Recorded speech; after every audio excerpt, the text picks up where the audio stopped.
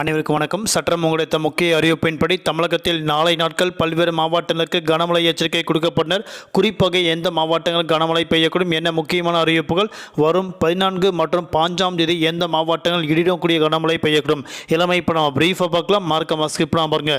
உங்களுக்கு தமிழக அரசு பற்றியும் கனமழை எச்சரிக்கை பற்றி பல முக்கிய அறிவிப்புகள் உடனுக்குடன் துல்லியமாக தெரிந்து கொள்ள நம்மளோட சேனலை கீழே இருக்க பட்டனை கிளிக் பண்ணி சப்ஸ்கிரைப் பண்ணிக்கோங்க. பக்கத்தில் பெல் பட்டனை கிளிக் பண்ணிக்கோங்க.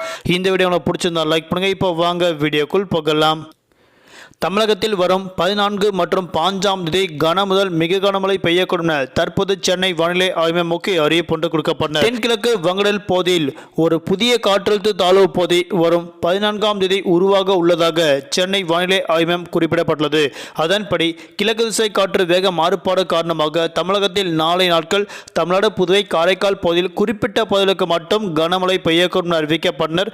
குறிப்பாக வரும் 14 மற்றும் 5ஆம் தேதி தமிழ்நாடு, புதுவை, காரைக்கால் பகுதியில் அநேக இடங்கள் இடியக்கூடிய கனமழையும் பல்வேறு மாவட்டங்கள் மிதமான மழை பெய்யக்கூடும் அறிவிக்கப்பட்டனர். குறிப்பாக ராமநாதபுரம், புதுக்கோட்டை, தஞ்சாவூர், திருவாரூர், நாகப்பட்டினம், மயிலாடுதுறை, கடலூர், விழுப்புரம், செங்கல்பட்டு மாவட்டங்கள், புதுவை, காரைக்கால் ஆகிய பகுதிகளில் கனமழை பெய்யக்கூடும் என தற்போது அறிவிக்கப்பட்டனர். வரும் 16 மற்றும் 17, 18 ஆகிய தேதிகளில் தமிழகத்தில் குறைவான மாவட்டங்கள் மழை பெய்ய வாய்ப்புள்ளதாக அறிவிக்கப்பட்டனர். தலைநகர் சென்னை மற்றும் புறநகர் பகுதிகளில் அடுத்த 48 மணி நேரத்திற்கு வானம் பொதுவாக மேகமூட்டத்துடன் காணப்படும். நகரின் ஒரு சில பகுதிகள் லேசர் முதல் மிதமான மழையும் அவ்வப்போது இடியக்கூடிய கனமழை பெய்யக்கூடும்.